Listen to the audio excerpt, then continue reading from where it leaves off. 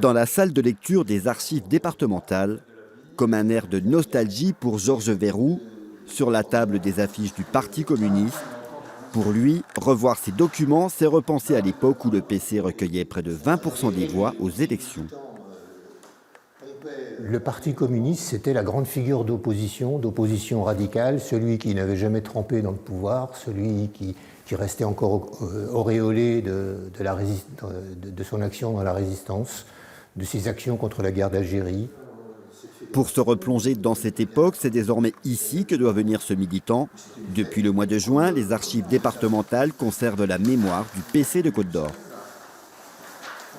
C'est un outil d'histoire, c'est-à-dire c'est l'histoire politique de la seconde moitié du XXe siècle, où les communistes ont joué un rôle éminent. Ils n'étaient pas seuls, évidemment, mais les archives, vous savez, c'est un grand puzzle. Et là, on a une pièce, et je veux dire une très belle pièce. À l'étage, dans cette pièce, 27 mètres linéaires de documents, rangés dans de nombreux cartons, et au milieu d'eux, une tête d'épasse. Depuis 4 mois, cet archiviste consulte, trie et classe. Tout passe entre ses mains. Livres de comptes, outils de propagande, courriers des militants. Et c'est l'abondance de ces derniers qui a attiré son attention. On ne peut pas considérer que le Parti communiste est un fonctionnement comme un autre.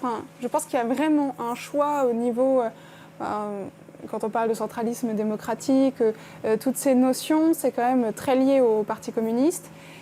Et on le constate. On constate vraiment l'application de ces notions à travers les archives.